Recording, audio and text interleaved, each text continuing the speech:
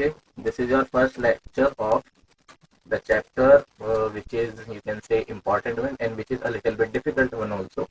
The name of the chapter is System of Particles and Rotation. In this particular chapter we are going to talk about important topics. For example, rigid body, what it is, center of mass, motion of center of mass, torque, angular momentum, then rotation, then rolling, then pure rotation, and all together. You can say moment of inertia, theorem of moment of inertia. Okay, so this is one of the important chapter in the first book of class 11.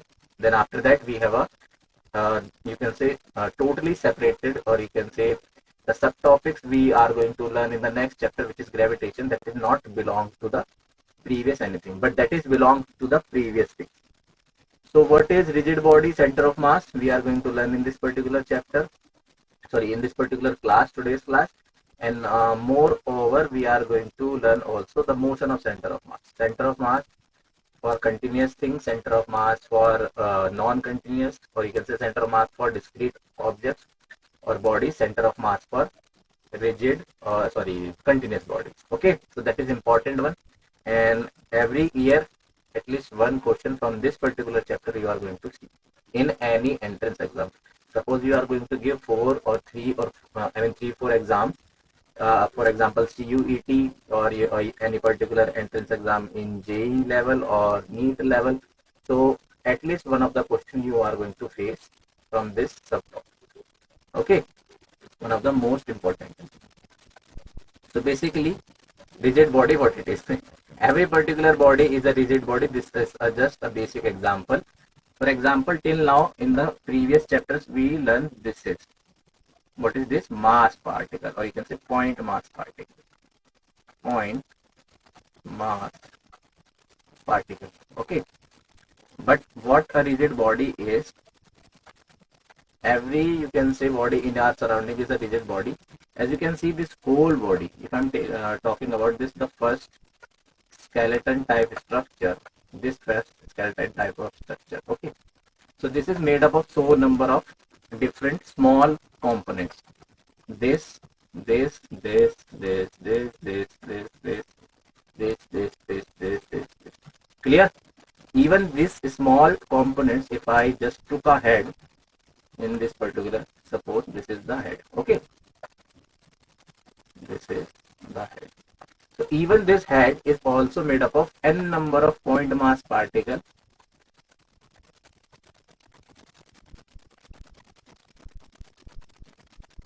And these n number of point mass particles are equidistant from each other. If I'm zooming this a little bit more,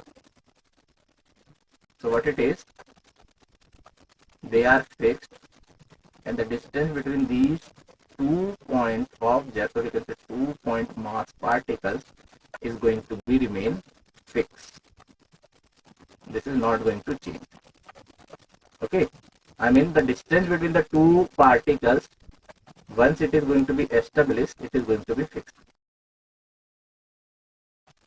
Is it clear? Yes, R or this R prime is going to be changed maybe, but whenever it is going to be fixed, this particle, if I am fixing this particle 1, 2, 3, 4, so that is going to be 1, 2, that is going to be 2, 3, and that is going to be R, 3, 4. But R, 3, 4, R, 2, 3, R, 1, 2 is going to be fixed. Is this clear, beta? So that is all about your rigid body. We are going to, I'm going to define properly what rigid body is in the next slide. But first get the feel of a rigid body. Means up till now, we learn and everything in this particular manner like this. This is the point mass particle. Okay. Very minute. Clear? Very minute. Minute means very, very small. Small in size, very minute, and that is known as point mass particle. So whatever we learn, acceleration, force, displacement, torque, or you can say not torque, but this momentum, and you can say frictional force and tension force and any particular kind of force or everything up till now, okay, in the physics we learn for this point mass particle. But in day-to-day life we know we have a rigid bodies. Clear? We don't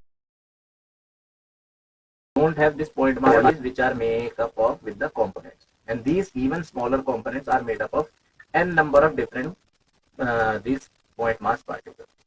So if we are going to discuss, I mean, why we take this concept, what is this center of mass and why we taking this, just a little brief about it.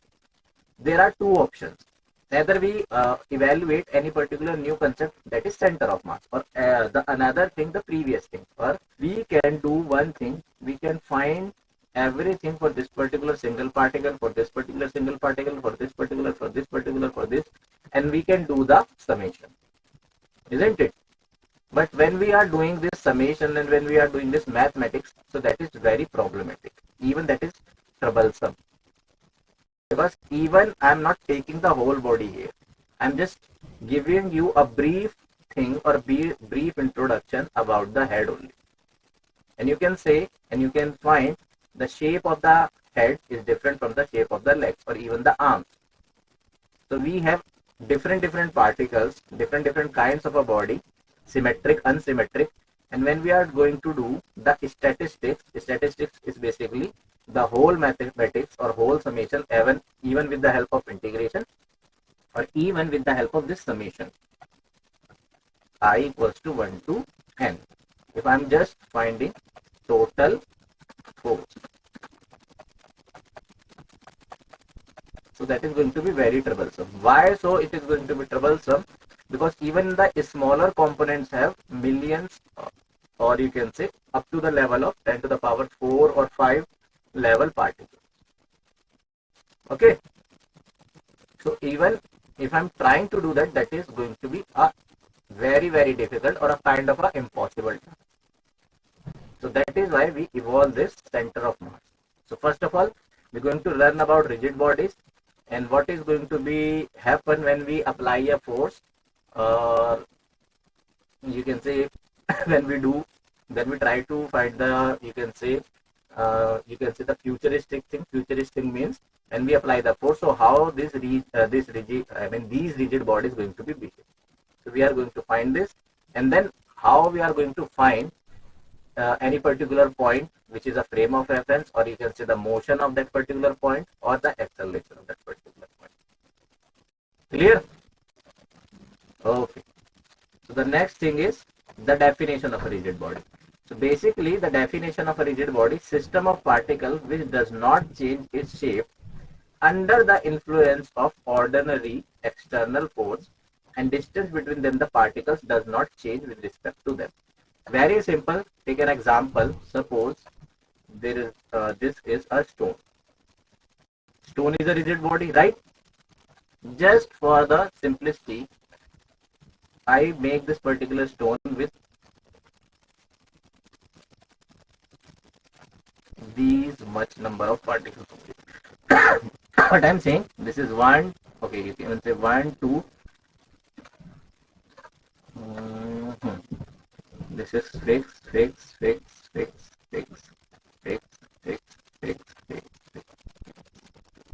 Okay, so as you can see, I make this particular stone with 1, 2, 3, 4, 5, 6, 7, 8, 9, even with the help of 9 particles. So what is a rigid body? Rigid body is a kind of a body in which if I apply the force, okay, means if I apply ordinarily external force, this is F external, so the shape and size of this particular body or the distance between these two subparticles is not going to change. I can make extra also. I can make here.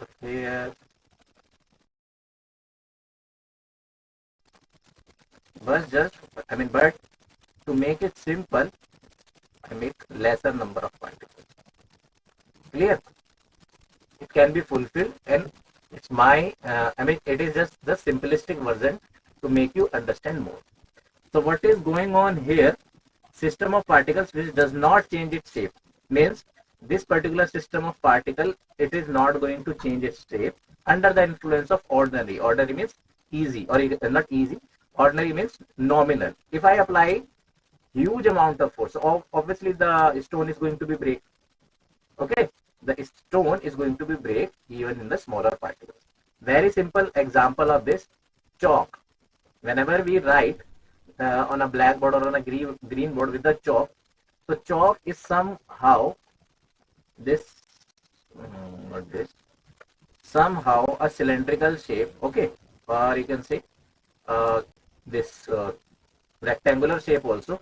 But if we apply a huge amount of force, or if we put that particular chalk into the water, so it is going to be distributed into the powder form. It is going to be break, and that is going to be happen with any particular rigid body. Take a phone of yours and boom, so it is going to be break into the components. Even that particular phone don't do this.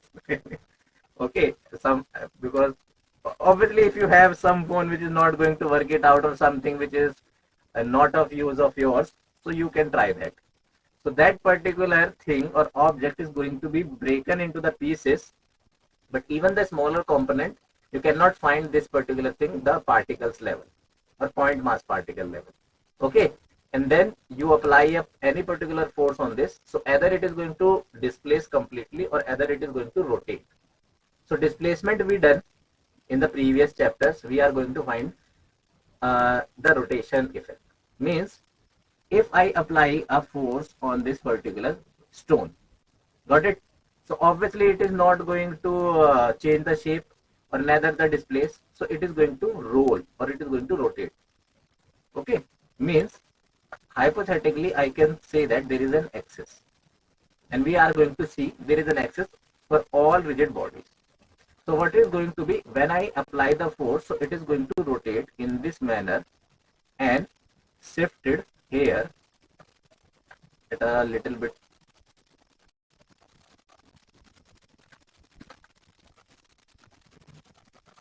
Okay, so from this particular position A to particular position B, it is going to be moved even with the rolling. Rolling means the translational or rotational motion altogether. Clear na? So if you apply an external force which is ordinary, so it is not going to break, it is going to rotate. And that is we going to learn, and that is we going to see in the next classes. Clear? Good. So no body in universe is perfectly rigid. Okay, first of all. However, the bodies in which strain effect is quite negligible under the influence of external force may be said to be rigid bodies. Example, earth, billiard ball, etc. What is the strain effect? Strain effect is basically, beta, whenever any particular body is change its shape easily. For example, spring regain its shape. If you compress or if you extend, so it's change its initial shape to initial shape to final shape, and then regain its shape. So basically, strain, this particular word, strain is nothing but change in length divided by the original length. We are going to see in the next, the properties of matter, or you can say properties of solid matter, we are going to see there. Strain, three types of strain: Hooke's law, modulus, and so and so. Okay, so any particular object in which strain is quite negligible, we can say that is a perfectly elastic, or sorry, perfectly rigid body. But any particular body in the universe is not going to be perfectly rigid. Okay, we take earth or a billiard ball, because billiard ball or earth are very heavy, or you can say very rigid. Even you apply a huge amount of force, so they are going to rotate. They are not going to break into the pieces. First thing, okay, important. Second thing, the internal structure of a rigid body and its shape and size do not change in the state of motion. So that is important also. Whenever you apply a force on any particular rigid body, so it is not going to change its shape either. It is not going to change its size either. Whenever it is going to in the motion, or you can say in the state of motion. So in the state of motion, either it is the pure rotation, either it is the combination of translation plus rotation, which is rolling motion.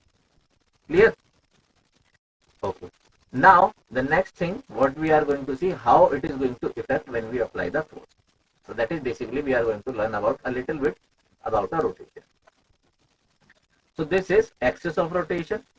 Rotatory motion means motion in a rigid body. Whenever you apply an external force, so basically the motion in a rigid body is going to be the rotatory motion. So what is a rotatory motion? First of all about a body rotating about a fixed axis, then every particle of the body moves in a circle and the center of all these circles lie at an axis of rotation. So that is rotatory motion. Clear? What I am saying, suppose this is the rigid body, this unsymmetric shape. So if I am going to apply a force over here, so this is going to be rotate in this manner. Clear? In this manner. But obviously, from which particular axis and from along with which axis it is going to rotate, I need to make that axis. And that particular axis is generally or majorly or maximum number of times is going to be passes through center of mass. So what is the center of mass? What is all about? We are going to see in the next slide. Clear? So see, there are three things going to be done. If you apply a force, so either it is going to break into the pieces, either the shape of the object is going to be changed, means the distance between the minute particles is going to be changed, and that is how the shape of the change. And if the two of the things are not going to be done, so the third thing is going to be done, that is going to start rotating. Simple. Okay. So in rigid bodies, the initial two things are not going to be done. So the third thing is going to be done, that is, it is going to start the rotatory motion. And what is rotatory motion? A body rotating about a fixed axis, then every particle of the body moves in a circle and the center of all the circles lie at the axis. Means if I make another circle even, I need to change the color. If I make another circle even, so that particular circle have the center over there also. Oh, clear? If I make a little bit more larger circle, so this circle also have this particular same center. Okay. Even not the same center, but the any particular point which is going to be lie on the axis. The center is going to be lie on the axis. That is the main thing. Clear na? Okay. So that is your rotatory motion. So Vi, the velocity of the ith particle of the of mass Mi, and Ri, the position vector of ith particle. This Ri and Mi basically this, and Ri, the perpendicular distance of the ith particle from the axis of the rotation. Suppose you pick any particular mass particle over on the second circle, so that is going to be, if it is the origin, okay, wait, if I take this particular thing is the origin, so that is going to be O, I can take this point P, that is P, RP, the distance from the origin, and the point P have a mass MP, and from there the perpendicular distance, it is going to be what? This R of P. Instead of I, you can change any another this subscript. This is clear? Clear now everyone what I am saying?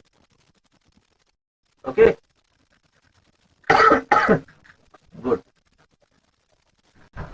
So now this is motion in rigid body. All the particles of the rigid body moves with the same angular velocity omega, larger I, larger Vi, lesser Ri, lesser Vi. Okay. One thing I am not teaching you again here. The next thing is center of mass. See, you guys know in the previous class I teach you this thing. Omega. What is omega? Angular velocity. Okay. Omega is angular velocity, that is d theta by dt. Theta equals to RL, if I am not wrong, right? Is this clear now? Where R is the radius. Arc of the radius is theta equals to R by L.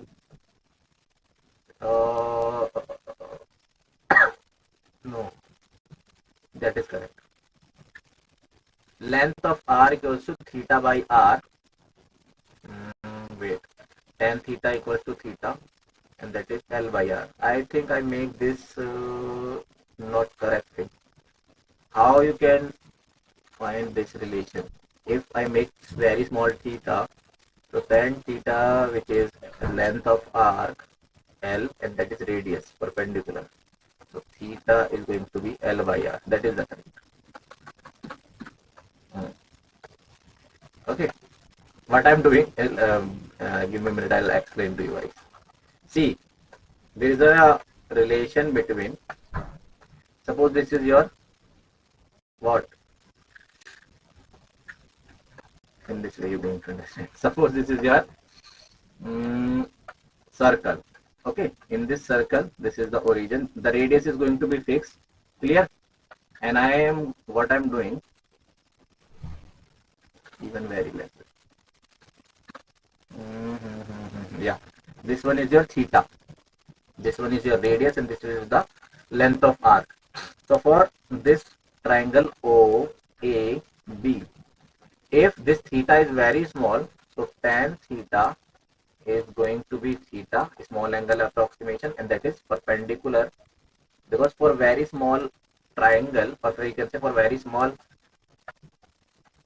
theta, I need to write properly, for very small theta angle, tan theta is going to be theta, and that is going to be L over R. L is going to be perpendicular over base, right? So we have this relation. So length is going to be R theta. So this is this, and I know V, which is dL by dt, and that is R d theta by dt. Why shouldn't I do dr over dt? Because R is fixed. It is constant, radius of a circle, right? So we have this relation V equals to R omega. Clear na? What I am doing here, V is the linear velocity, omega is the angular velocity. Then all together we have the three equation of motion for the this omega naught plus alpha t. Here alpha again, differentiate this above equation. This is your equation 2. This is your, okay, this is, I need to rewrite, V equals to dL by dt. Just a minute, beta. V equals to dL over dt. From this relation, we have L equals to theta r. So that is R d theta over dt. And that is R omega. Okay. So this is my equation, or you can say 1 or 2 or anything. Let's say equation 1. Okay, this is my equation 1. Even I teach you this thing, but still I am teaching you again. Again doing differentiation of equation 1. So that is acceleration A, linear acceleration, and that is R alpha. Alpha is angular acceleration, d omega by dt. Clear everyone? Again R is going to remain constant because here R is the radius.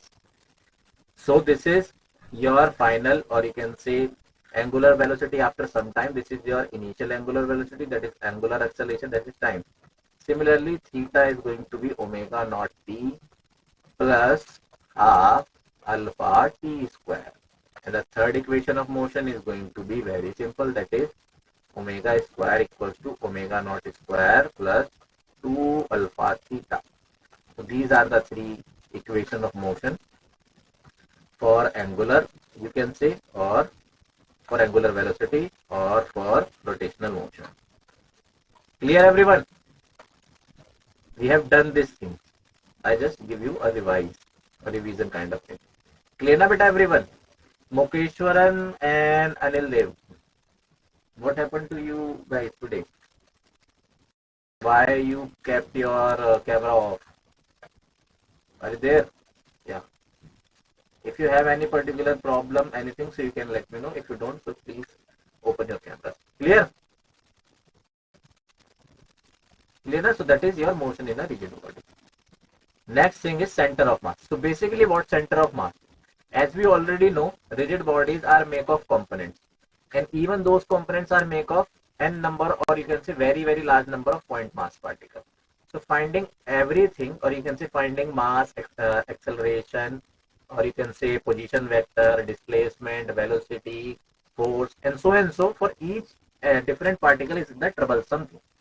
And that is very time taken, and that is going to be very crucial, or you can say kind of impossible to do the mathematics of that. Clear? So we find a fixed point, or we find a particular point where we assume and where we say that most of the mass of a body is going to be assumed.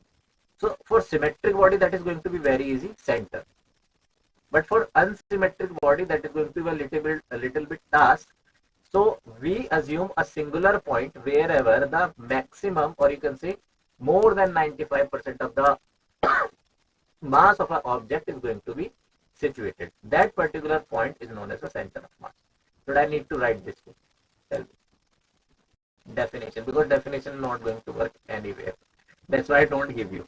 Okay, that is for symmetric thing. As you can see, for ring, that is the center of a mass. For disk, even that is the center of a disk. For rod, that is the center, and that is cylinder, for that is the center, and everything is center of mass, cm. Even for unsymmetric object, okay, what is the meaning of unsymmetric object? Suppose this is your unsymmetric object. Okay, so now assume why this center of mass is going to be very important, and what is the role. Suppose I am sitting over here at this particular point O, and not I am, any particular observer. Okay, suppose any observer is sitting over this particular point O. This rigid body, obviously this is a rigid body, or unsymmetric body, is made up of, I'm just making very lesser number of particles, don't worry you guys. How much these are? 1, 2, 3, 4, 5, 6, 7, 8, 9. Okay, let's make it 10. 10 particles, only 10 particles. Now you can calculate each and everything. If I say I apply an external force on this, I apply external force from here.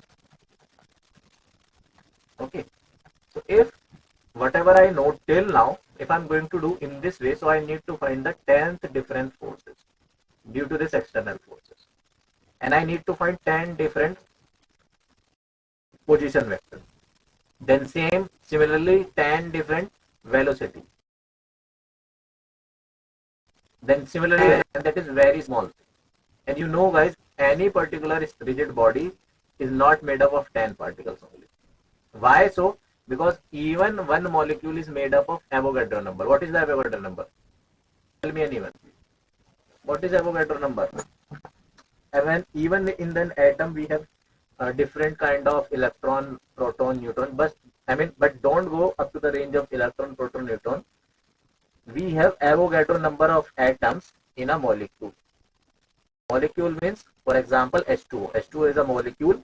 So even in single H2O molecule, we have Avogadro number. What is Avogadro number? Tell me anyone. Do you know what it is? You don't learn this thing in chemistry till now. Avogadro number. How many chapters you done in chemistry?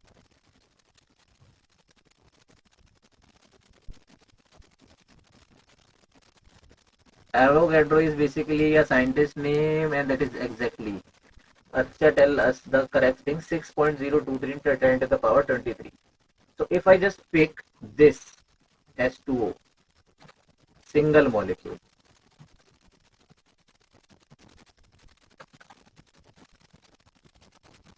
one molecule. In this one molecule, I have that much number of atoms. Okay, so I am not going into the depth of atoms. If I just wanted to do each and every calculation of an atom, because atom I can take minute particle, small point particle, so I need to do that much you can say calculation. Now you can think this is all about the for one molecule. If I can take 10 gram only, so that is we have number of moles given mass upon the molar mass. So in 10 gram, that is going to be how many number of moles? Molar mass upon given mass. H2O. H2O have 16. Okay. Given mass upon molar mass, or molar mass upon given mass. Okay, that is the, suppose 100 gram and 16 is the molar mass. So that many number of moles, even I need to multiply this much also. But I'm saying if I have only 100 gram of water, Okay, so in that 100 gram of water, we have n number of moles, which is 100 upon not 16, that is 18. Wait, wait, wait.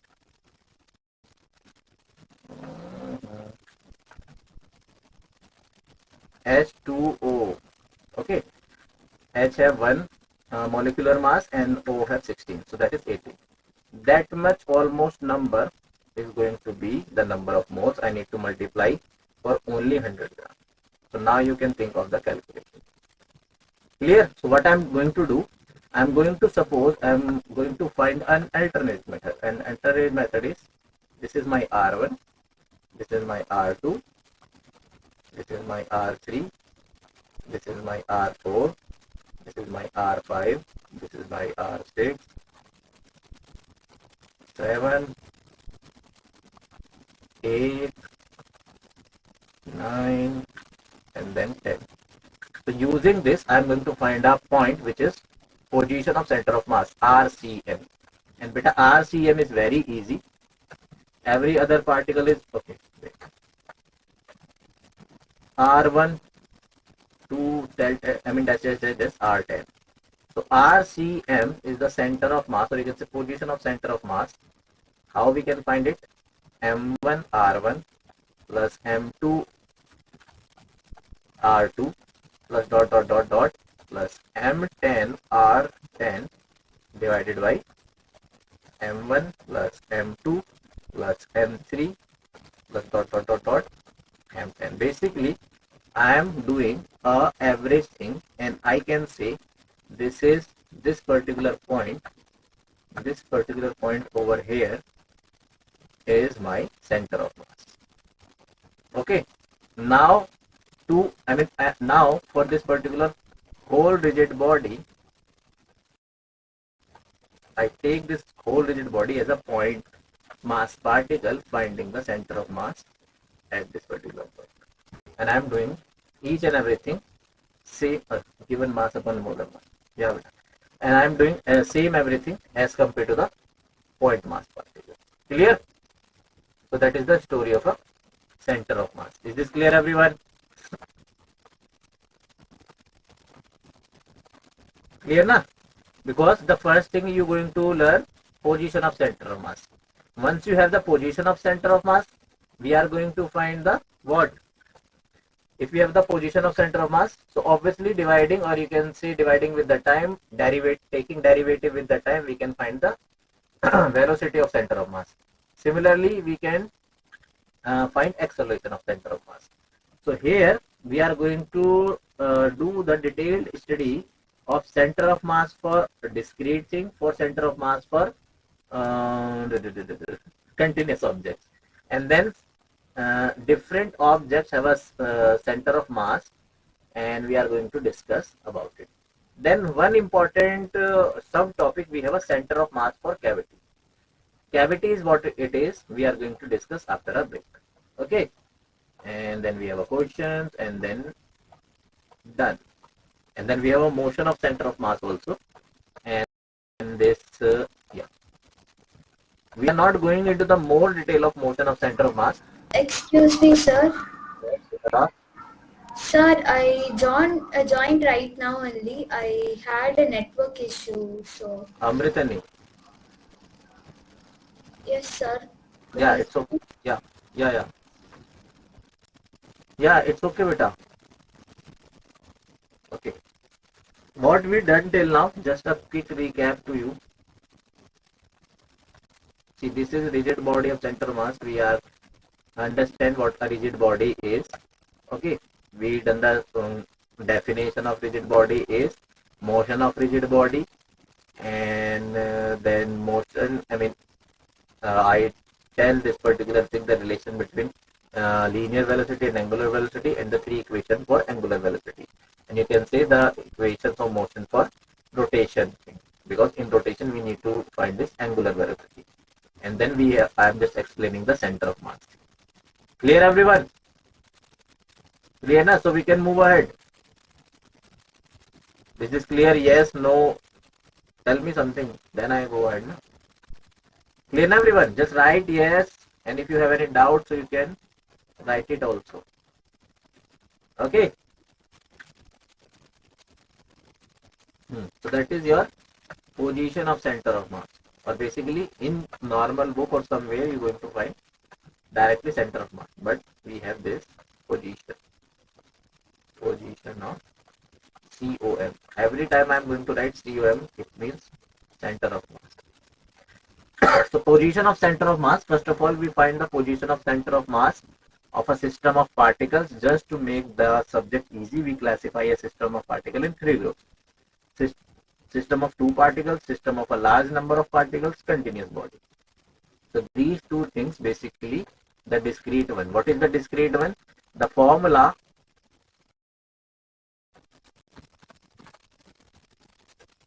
or a subtopic or a theory which I given to you on the last page, discrete body. But you know guys, in real life we don't have discrete bodies. We have the continuous one. Clear na? Okay. So this one is important. You can say more important. Upper two is important only, because maximum number of times the numerical problem or any particular MCQ you find on center of mass from the continuous body. Maximum number of times.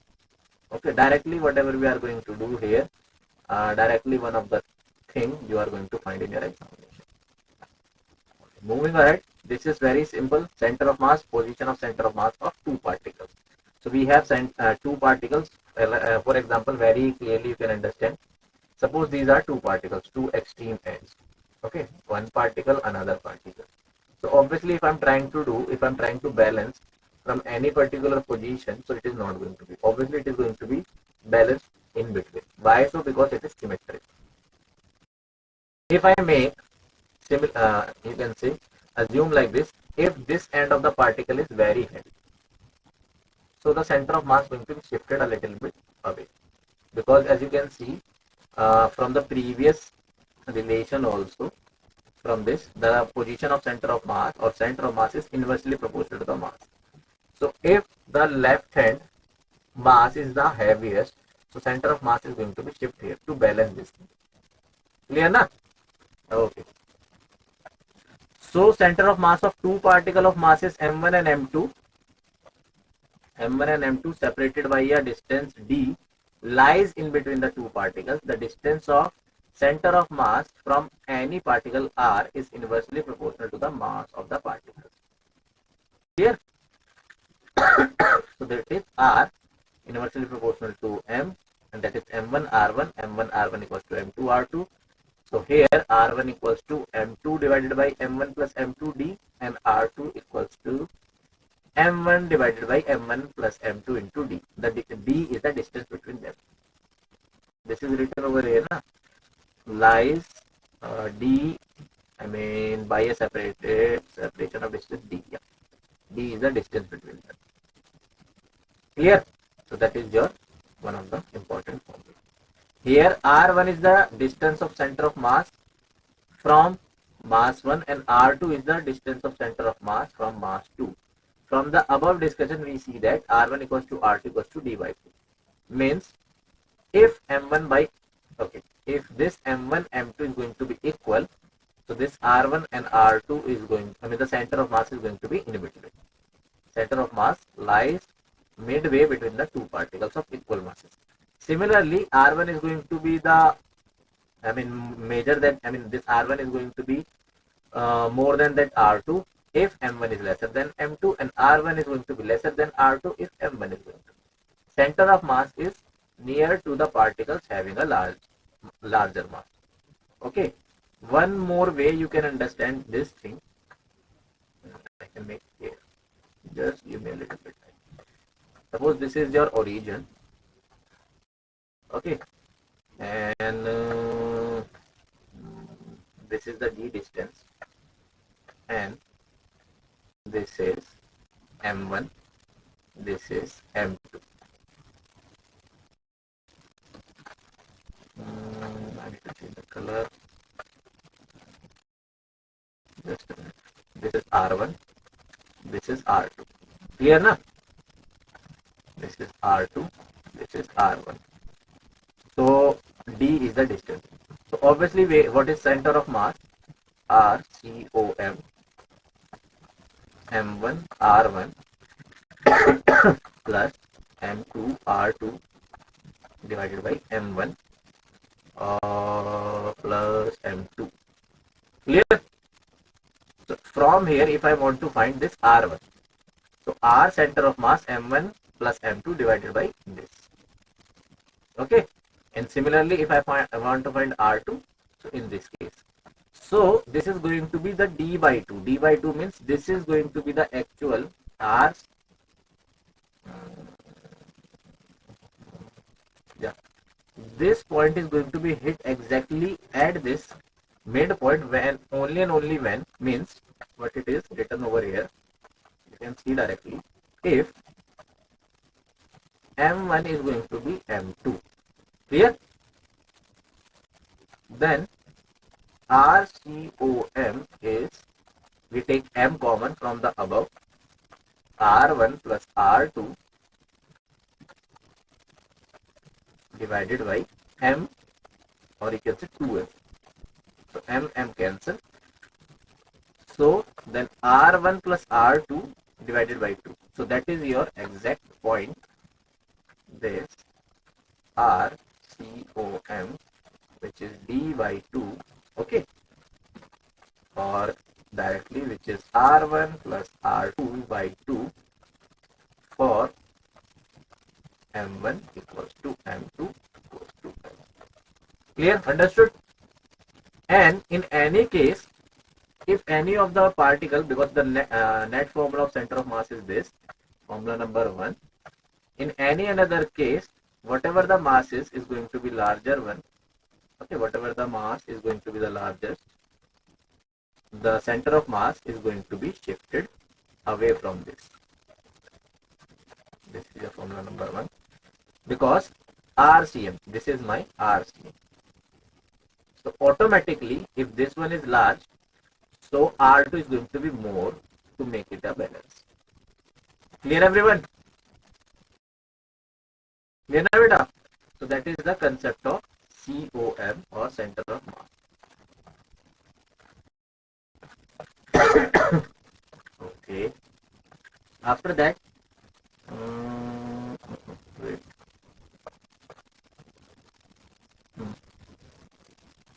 Now we have a center of mass for large number of particles. Large number of particles I already explained to you guys, but again I am going to, don't worry, and that is we have a Cartesian coordinate also.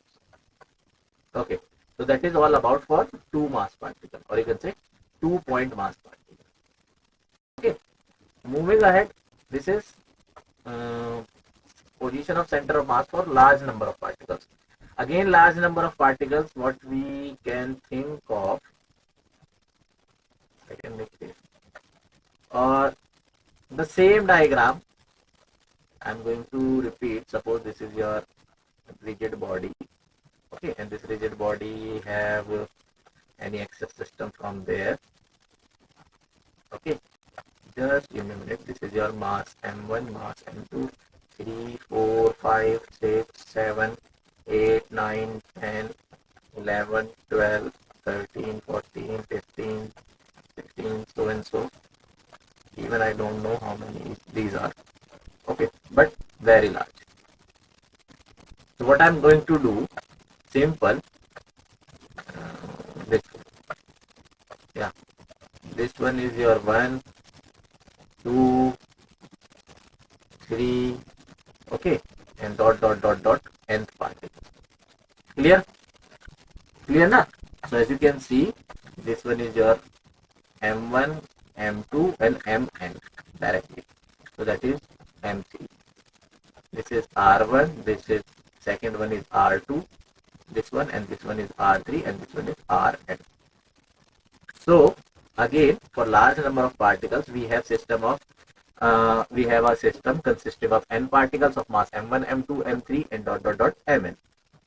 With the, you can say, R1, R2 as their position vectors at a given instant of time. The position vector RCOM, or center of mass of the system, is this. Simple. And you can write in this way also.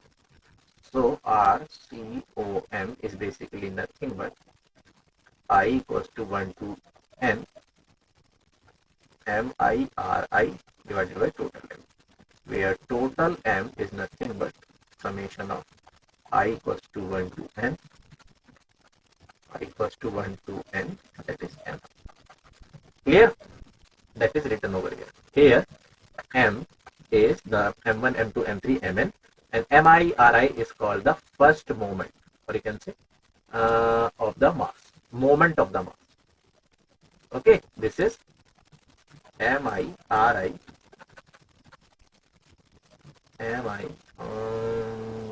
MIRI is basically moment of the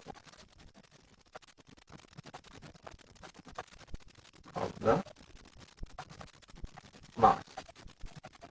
So as we can see, this is all together for three-dimensional thing. This is all together for three-dimensional thing. So suppose we have a center of mass this. Okay, suppose we have any particular point over here which is a center of mass. A center of mass. So for center of mass we have Ri, which is Xi, Yij, and Zik. So in a same fashion, R center of mass is X center of mass on I component, Y center of mass on J component, and Z center of mass on K component. Is this clear, everyone? So this center of mass is a vector quantity, and we say that it is a position vector. So altogether, this either you can write in this way: COM is going to be X COM I, then Y COM, then J, then Z COM. Is this clear? So that is very easy. Clear na? For X, you can write it down M1, X1, M2, X3, M1, M3, X3, M4, X4, dash, Mn, Xn divided by what? Total M. Okay. If anyone till now is not understood this thing, so that is very easy. X, or okay, X center of mass. Yes, it is very easy. That is, okay, I'm going to write in this way, summation fashion, I equals to 1 to N MIXI divided by capital M. In the same fashion, you can write Y. In the same fashion, you can write Z. Is this clear, everyone?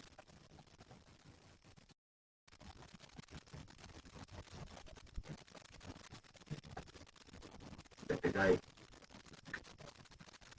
MIYI divided by capital M. In the same fashion, you can write for Z. Is this clear, everyone? Clear now? So that is, till now, everything is easy. The things is going to be a little bit crucial or complicated when we are switching into the continuous thing. Okay. Clear, everyone? Na? So that is easy thing till now. Okay. So that is center of mass, and that is your Cartesian coordinate. So XCOM I already given to you, YCM I already given to you, ZCM I already given to you the previous page. So that is easy. Okay. Just take a break for 5 to 6 minutes, and then we are going to start this because it takes time. Okay. So we are going to start from this, or you can say there's a 5 to 10 minutes break.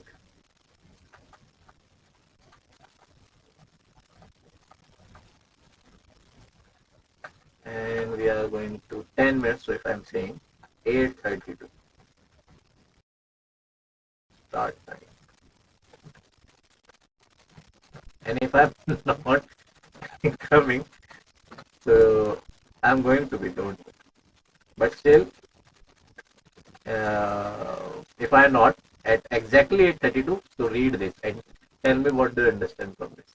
Okay, don't leave this class. The main thing is still there. Important thing and important formulas altogether.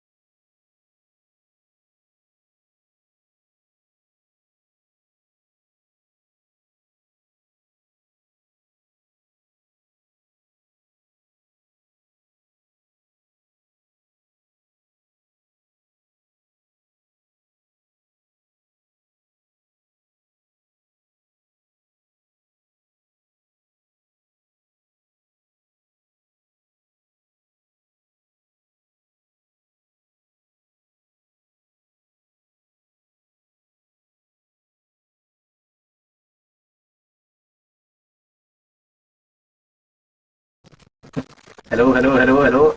Am I audible? Hello, hello, hello, hello, beta. Are you there? Okay, so see, one thing we are going to find or see in every continuous body. See, if it is a continuous body, so obviously we cannot break. What we cannot break? The point. Or because R2, R3, and this thing we are not able to. So what we can do, we can take a small or very small range of mass, and once we get the small range of mass and we multiply with the x-axis, so we get x center of mass. And if we do into the y-axis, you can see that ydm, so we get y center of mass. In the same way, we can do that in a z center of mass. Clear? So what is all about?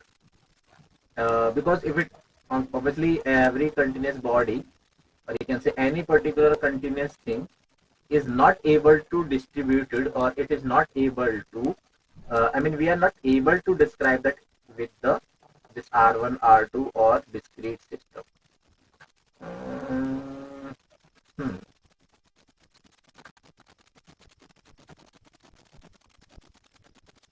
Just see, this is, assume this is a continuous rigid body. Obviously it is. So for this continuous rigid one,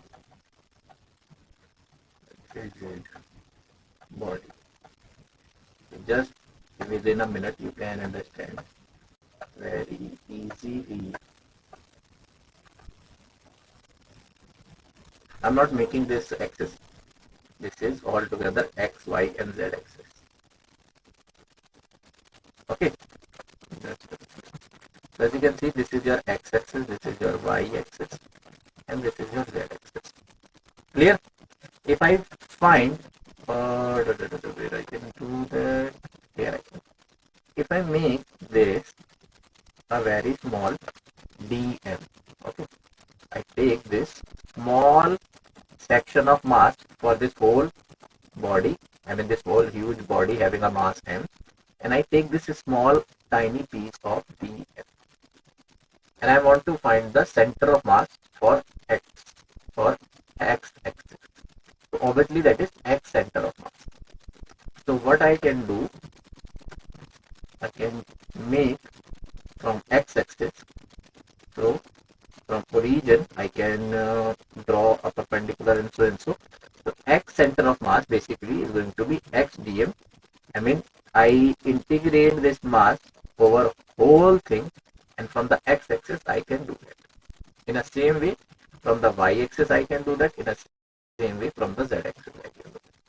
So what it is altogether a body to have a continuous distribution of matter. Assumption in the formula. So summation in the formula of center of mass is replaced by the integration. Suppose x, y, z are the coordinates of a small element of mass dm. We rewrite the coordinates of center. Okay. So from x-axis it is going to be this. Um, Basically, wait a minute. I can do this thing also. This is basically inside, but in general we make this kind of axis system outside. So suppose there is this axis system is going to be, okay, O prime, and that is your z axis. So now for this is your x1 from x axis, okay. This is going to be from y axis, this is going to be the thing, and from z axis, from this z axis, this is going to be the thing. So this is your x, this is your y cum, this is your z cum. So basically different method is going to be used, but here we cannot do the m1, m2, m3 and so on. We pick any particular small mass particle dm instead of summation, because whenever we switch into the continuous body from the discrete body, so this summation is going to be shifted and it is almost equal to the integration from I equals to 1 to n, or you can say from initial to final, and from I equals to 1 to n, or you can say from mass 0 to capital N. Okay, so this method we are going to use. Here dm is the mass of small element x, y, z is the coordinate of C of n of this element. Okay, so this x, y, z is the coordinate of this particular dm. Clear? Means from the x-axis it is going to be this, from y-axis this is going to be this, and from z-axis this is going to be this. So basically this is a coordinate. I mean this particular point P is in 3D, having x COM from the origin, or y COM and z COM. Basically this particular is going to be the different coordinates. Clear everyone? Is this clear beta? So basically simply we are just going to switch from summation to integration. Okay, now the main thing we are going to see in symmetric bodies, for you can say length of a rod of length L of continuous mass, and you can say center of mass for semicircular ring, and then center of mass for this disk system, and then center of mass for you can say in the preceding method, center of mass for rectangular, square shapes, and different kinds of shape we are going to see. Okay, and then after that we have the important thing, that is the cavity. So quickly we are going to see that. So this is the note. In most of the cases, that is a particle. In this case, center of mass of this particle lie over the particle itself. Means in most of the cases, whenever the continuous, or where in most of the cases when we going to take the continuous objects or continuous bodies, so even the center of mass is going to be lie itself the body, or at midpoint, at somewhere another point. Okay, so what it is we are going to see in the next. So that is your important thing. Even the derivation for every class, even the formula. So center of mass for a uniform rod. Uniform rod means the mass is going to be distributed uniformly. Okay, that is not going to change with distance. So suppose a rod of mass m and length L is lying along the x-axis. As you can see, that is lying along the x-axis. Its one end at x equals to 0 and another at x equals to L. At one end we can find, say, we can do this thing also. I just make a origin over there. So this is at x equals to 0 and at x equals to L. So the mass per unit length of this rod is going to be m by L. Clear? If this is the length of the rod, and we can see very easily, the length of the rod is L capital and the total mass is capital M. So the mass per unit rod of the length is m by L. Hence the mass element of PQ, this PQ element we can take small PQ element of length dx situated at x equals to x. Okay, means this is any particular position from this origin, that is x, from this is dm equals to m by L dx. Basically the small mass for this length element PQ is mass density into the dx. Clear? This small mass is nothing but mass density, which is you can say m by L into dx, as simple as that. Because dx is the small length and that is your mass density. So that is how we can find dm. Now we can see one important thing. The center of the coordinates of the element PQ are x0, 0. Here, because this PQ, or you can say this small element dx is lie over the x-axis, so its coordinate is going to be x0, 0. Clear na? So then the x coordinate of center of mass is going to be COM 0 to L x dm and integration of dm. Total mass of this is going to be this. So when we we are doing this mathematics, or that is simply XCOM is nothing but 0 to L x m over L dx divided by m, total mass. So 1 by L is going to be 0 to L x dx, and we know this is x square by 2. Okay, XCOM, that is 1 by L x square by 2, and okay, that is 0 to L. I mean, when we are going to put the limits 0 to L, so basically that is 1 by L into L square by 2.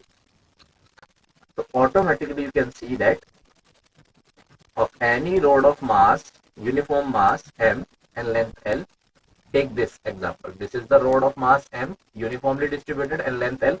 So if I want to balance this thing from one end, so I am not able to. So with the two fingers I can, okay, with the palm even, I can balance only and only with the middle part. If I'm trying to do this one end, so automatically it is going to be 4. Okay, and what is the center of mass? Center of mass, or sometimes also known as the center of gravity at a single point, or you can say a point in a symmetric or in any unsymmetric bodies, where we assume the maximum mass or the whole mass of a body is situated, and we can balance that body simply. Clear? So majorly in maximum amount of time for symmetric thing, that is going to be the center of the symmetric shape. For unsymmetric shape also, it is going to be the almost center. Clear na? So that is all about your center of mass for linear length. Okay, related to this concept, there is very important, related to this concept, you are going to find one important question.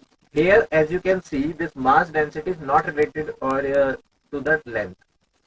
But to make this question a little bit tricky or a little bit difficult, what we can do, we can make this mass density,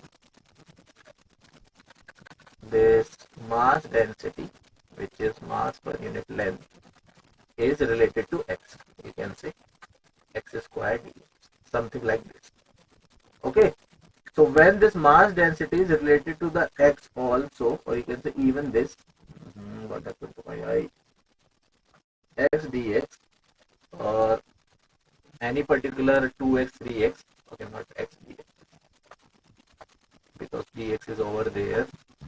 So 3x square plus 2 means this mass is all together is changed with the x. So then integration, we cannot put m by L, simply we need to put this rho, which is 3x square plus dx, and x dx, and multiply x. So the whole integration is going to be changed. Clear na? So the main thing is the mass density sometimes change with the length also. So then the question itself is going to be a little bit changed or a little bit complicated.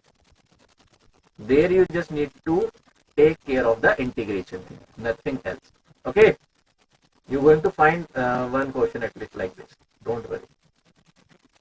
Now the center of mass, because there is no as such thing, or you can say y coordinate is 0, so the y COM is going to be 0. Similarly, z COM is going to be 0, because this particular, okay, one more thing, maybe you can see sometime a length like this also, or you can say a road like this. So now you tell me, what do you going to do? Anyone? And that is very basic question. If there is the road of length L situated like this, so how many COM or center of mass is going to be there? 1, 2, or 3? Tell me.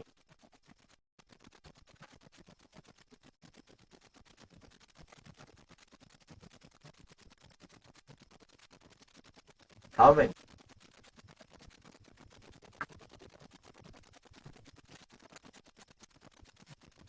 For this shape, how many center of mass you can find? 1, 2 or 3? 1. Why? Why not 2? Why only 1?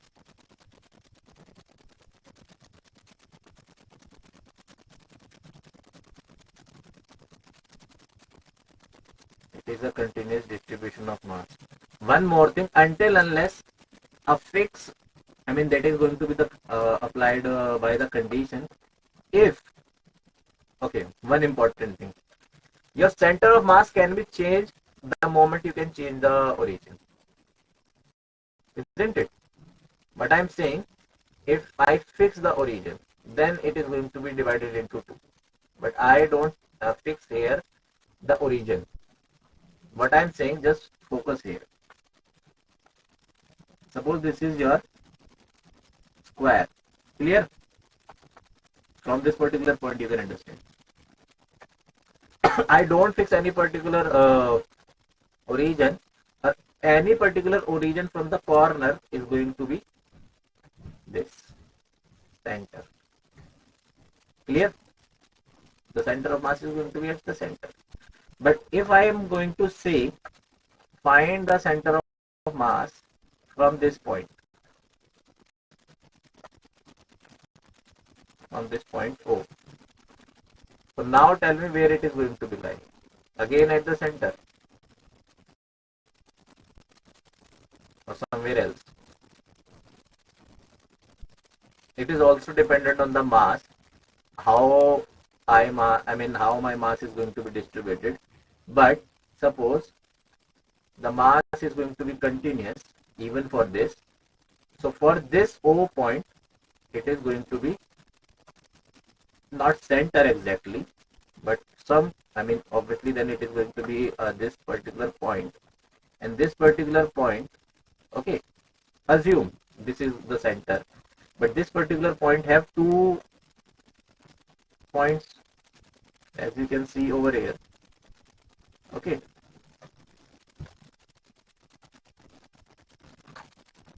This particular point have 2 points altogether. So we need to find YCM or XCM altogether. Clear na? So the thing is, if I fix a particular origin, or if I fix a particular point, so from that particular point, from that particular origin, the center of mass thing is going to be changed. One thing for sure. Clear? Clear na? Okay. So here, why it is only 1? Because I am not fixing any particular origin. Even if I fix, so I can rotate my axis. Suppose I fix this kind of, so I can rotate my axis little bit. In that scenario, my x-axis is going my x-axis is going to be shifted like this. Obviously, if x-axis is going to be shifted, so y-axis is going to be shifted also. Okay, and then I have 1 only. But if I am stick to this 1, first one only, so then I have 2, x center of mass also and y center of mass also. Clear na? Because then I have somewhere here or anywhere dependent on the mass, but it is again L by 2, but for this and for this I have x center of mass also, I have y center of mass also. Clear? So that is the main important thing. Okay, so now we are going to find the center of mass for different things. First of all, we are going to discuss the center of mass for semicircular ring. Okay, so semicircular ring, just quickly go through this because then we are going to hurry for the cavity ring. So the center of mass for a semicircular ring, figure shows the object. Semicircular ring is this. Okay, by observation we can comment that x coordinate of center of mass on the ring is 0. Why? Because we are going to find only on the y axis. X is not going to be play the role. 0 as half ring is symmetrical about y-axis. I can find x center of mass also for this kind of shape. I mean, if I just rotate this ring into this, okay, if my ring is somewhere look like this,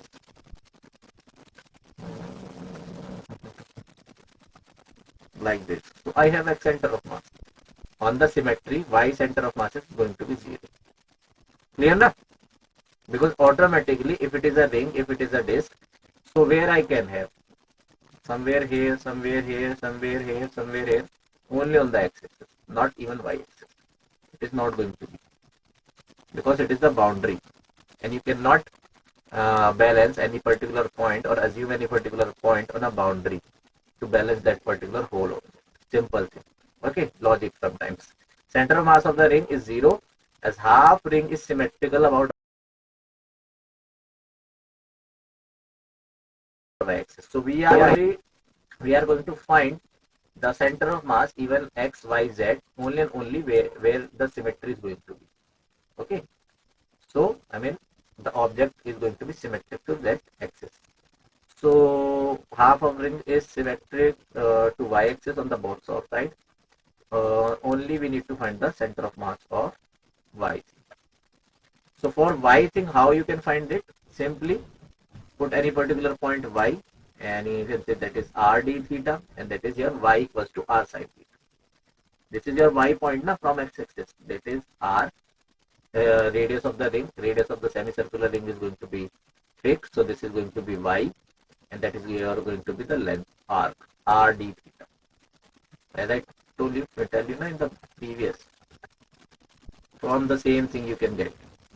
This length is this arc. This L is arc length. This arc length L is r d theta, change in theta, and here y is r sine theta. This is the y. So from this particular formula, we can find the y center of mass, and everything we here dm, we think about an element arc of length at anything theta. I mean whatever I draw here, the dm and everything is written over here. So dm is rho r d theta. What is this? For this small, okay, again, for this small length element, okay, arc length element, which is L, this is r d theta. So I can find dm mass, and this is my mass per unit area, 1/4. Okay, and if it is only ring, so that is going to be mass per unit length. Clear what I am doing here? For circle I have length 2 pi r. For semicircle I have length how much? Pi r. Clear na? So this is mass per unit length. So here x direction of an angular weight, I mean the angle theta from x direction of angular width d theta, if the radius of the ring is r, then its y coordinate will be r sine theta, and here dm gives this dm rho r d theta. Rho is mass density of a semicircular ring. From equation first, we have y center of 0 to pi. Why 0 to pi? Because symmetry of angle is going to be rotated from 0 to pi only. So that is everything after this is integration. So from equation first, what is equation first? Y dm divided by dm. This is your equation first, na? And dmy.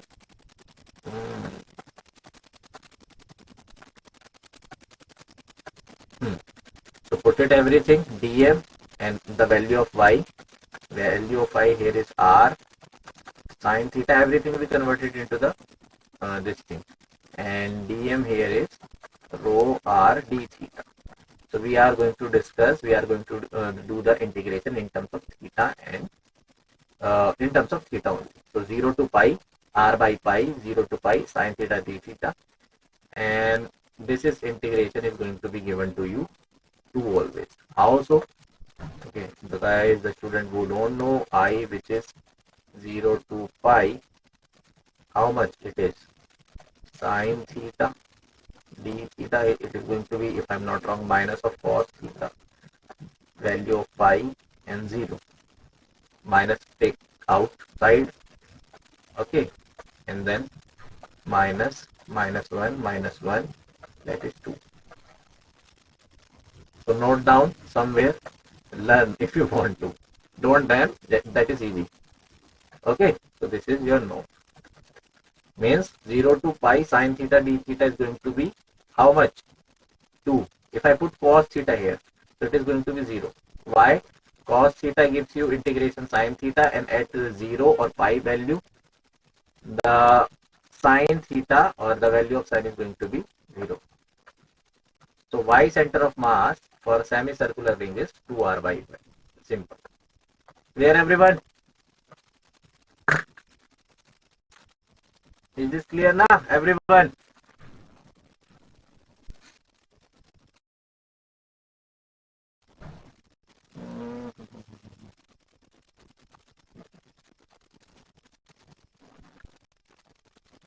Clear? Okay. In the same sense, in the same way, we can find the another things. So that is quite obvious. I'm not going to derive these things. Center of mass for the, proceeding in the similar manner, we can, wait. I can give one thing. I put one more thing in this, but I can't find now. So, center of mass of a uniform circular ring distance at h, which is 2r by 2, this 2r by 3.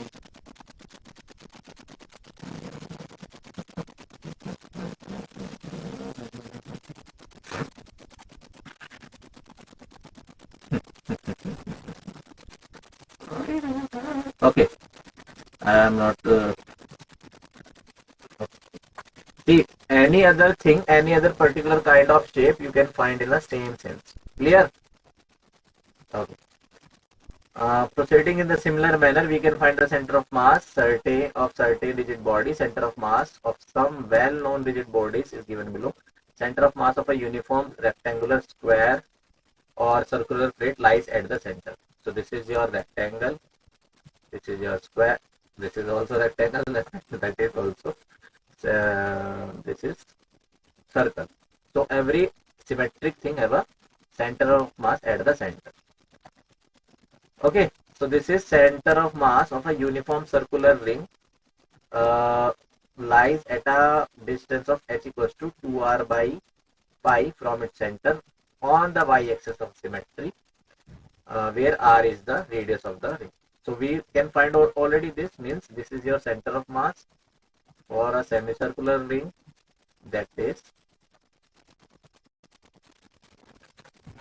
wait, we already discussed this thing, so that is not a big thing.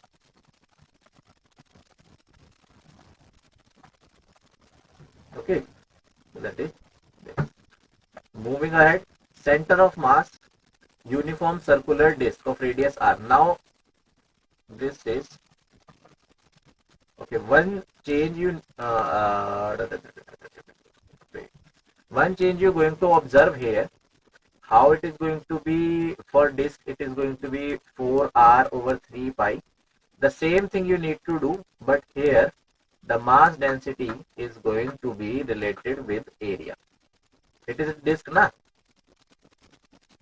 What is the meaning of disk? This mass is also there. This is also there. This is covered fully.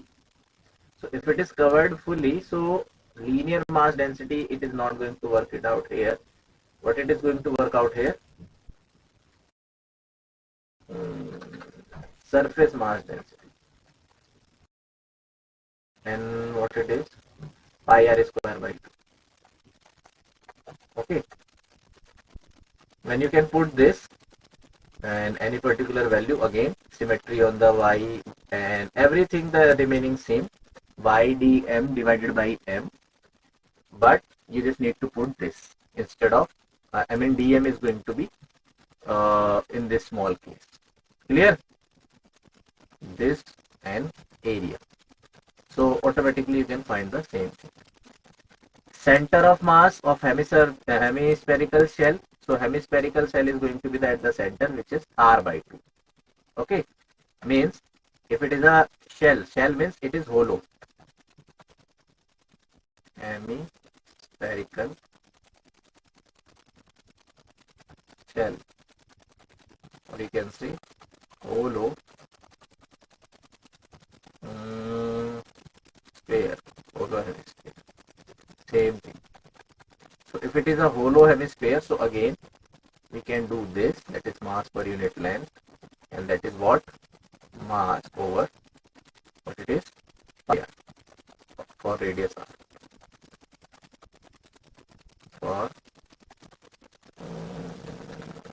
For hemisphere of radius r. Hemisphere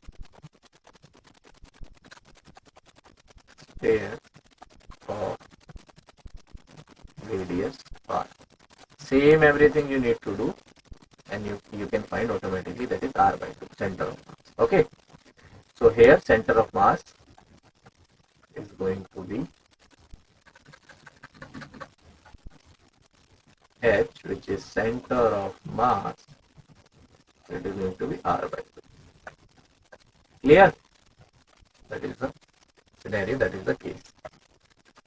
For solid hemisphere, that is again it is going to be 3r by 8, and the same thing you need to do here. Mass per unit radian, that is 2 pi r square, because hemisphere, it is a hemisphere na, so sphere have 4 pi r square, and that is have 2 pi r square. So we need to do this, and automatically you can find the answer. Clear everyone? Now this is the important thing, and that is the main thing. Or you can say very important. See, what is cavity first of all altogether? Cavity is a hollow sphere, a hollow space. If we cut it out some part, and the remaining part we need to find the center of mass. As you can see in this diagram, this is the whole. Okay, this is the whole, you can say full sphere, or in this particular full sphere I cut it out this small sphere, but when I cut it out, so I want to find the center of mass for this remaining thing, and the remaining thing beta is this. Remaining thing is this thing. Just a minute. I have only this shape now, the red dotted part. Okay, just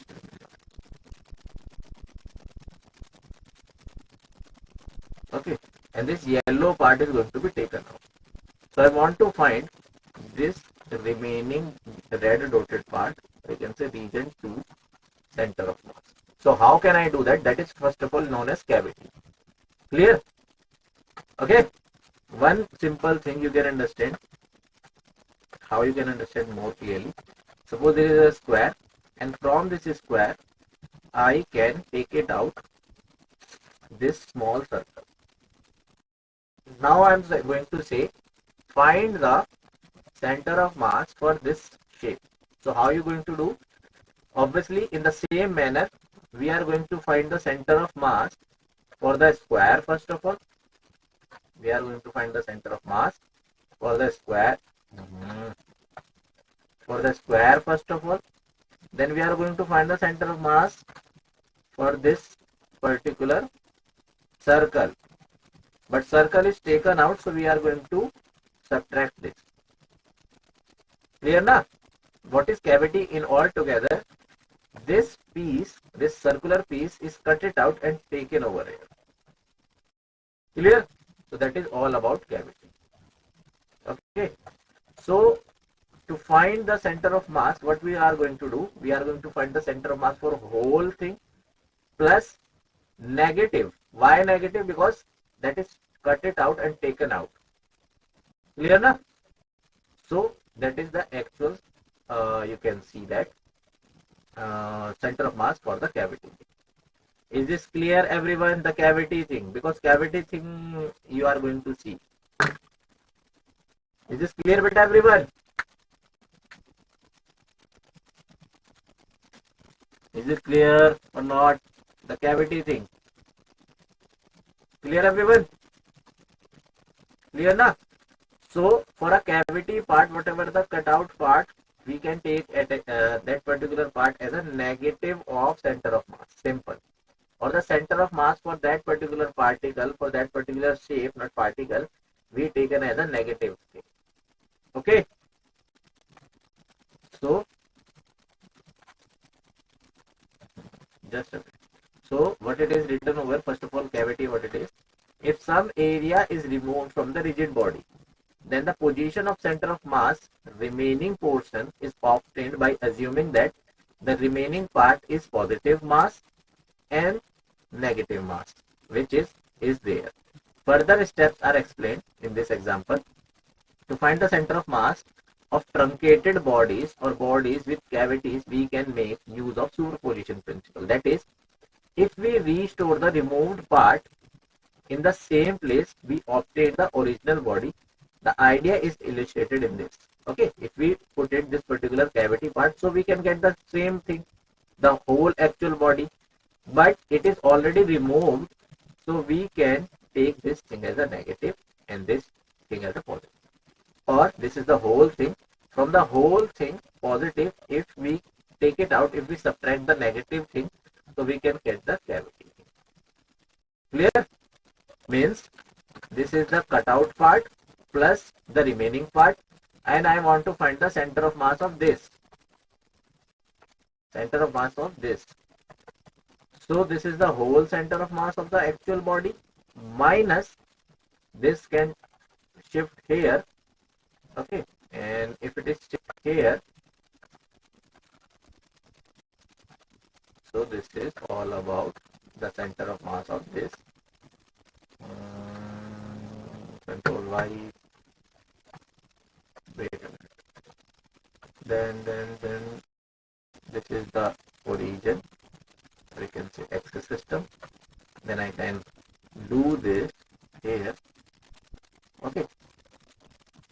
If it is, I mean, obviously it is going to shift there. So this is the center of mass for the whole body. We can take positive. If I not X only, RC.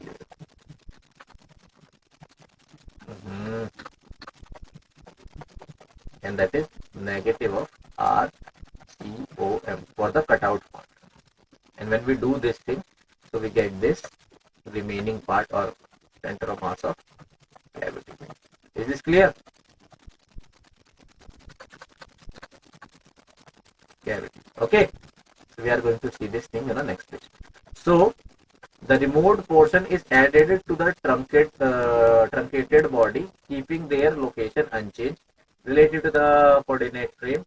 That is simple theory. If a portion of a body is taken out, the remaining portion may be considered as original mass minus the mass removed of the part small m.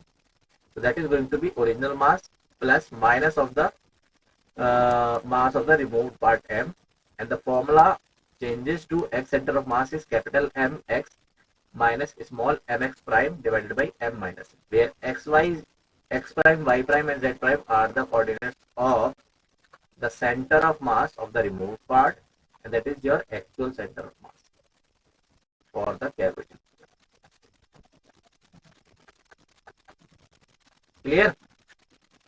Is this clear, beta? So basically, just find the center of mass for the removed part, find the center of mass for the whole body, and subtract that. You can get the center of mass of the cavity.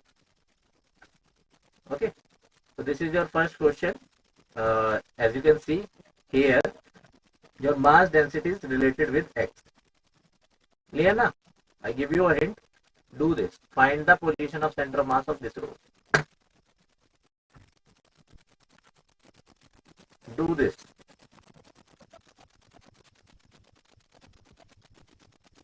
The same thing what you done in the previous, but here this row I mean, the mass density is not simple. It is related to A plus B into X. And the length is going to be L. I mean, this equals to change its initial thing. It is going to be lie in between x0 to x equals to L. Okay. The linear mass density, mass per unit length, is varies with distance x. So you need to find the answer of this, and that is one of the important, or you can say most again and again coming question, like in every year, in after 1 year or 2 years, you are going to find questions like this. Okay, do that quickly. After this, we have one cavity related question, and then we have motion of center of mass, and then that's it. Motion of center of mass question are not going to be asked, are not given to you guys, just what it is, we are provided that. And then we need to do this thing, which is what it is, class assessment also. And I need to check your class assessment is done, but I don't think so your homework is done. Do this quickly.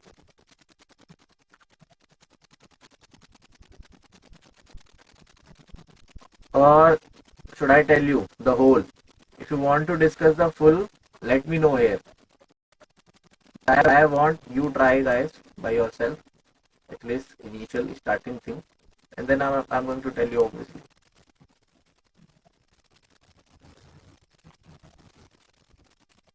Assessment, assessment, this is this. Okay.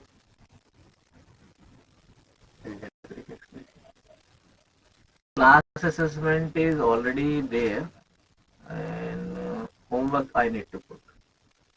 Just give me a minute. There is this, there is this.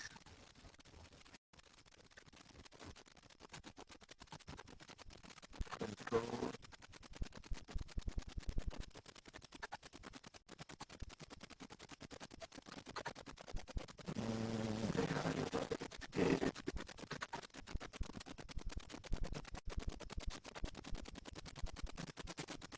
Okay, homework you can do at home. Chapter is this, added to the course, and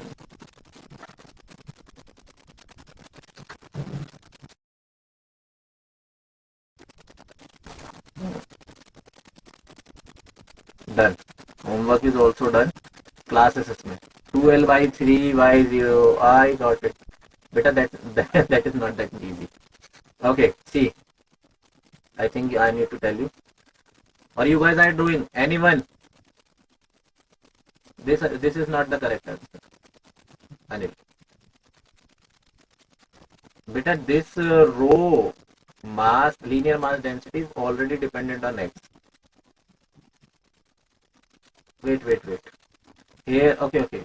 Might be, Beta, you get this answer wrong. Why so? Because this is also mat type. Sorry, my bad. This is a plus bx. Now try. Okay. You do the correct thing with the integration, but this is this. Okay. Hint.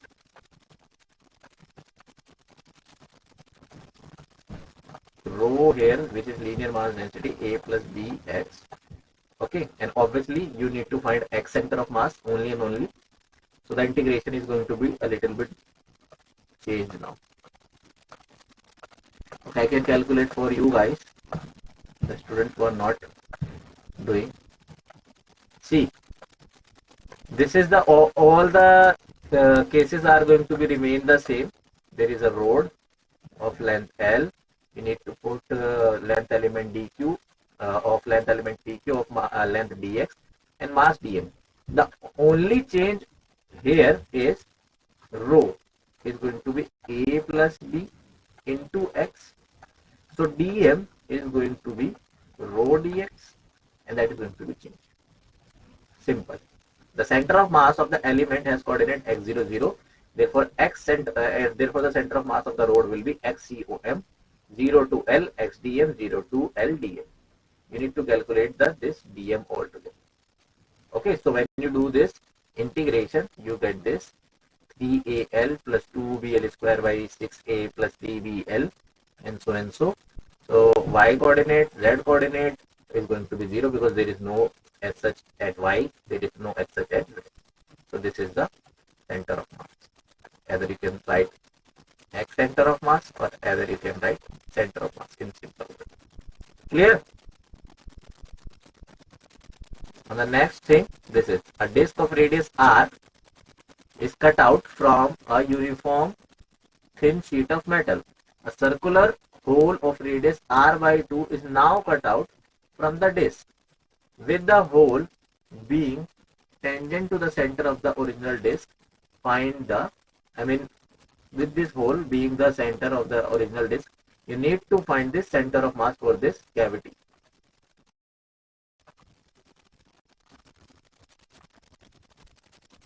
The center of mass you need to find with this thing.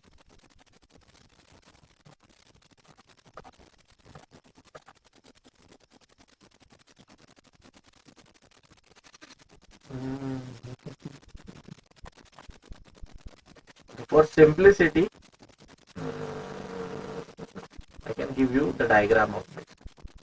This is how somehow look like the diagram. To make a little bit clear, this is how your diagram is. This a whole disk R. From this whole disk R, the circle or the disk of radius r by 2 is taken out, and you need to find the center of mass. So you can see the distance moved from the center of mass. Clear?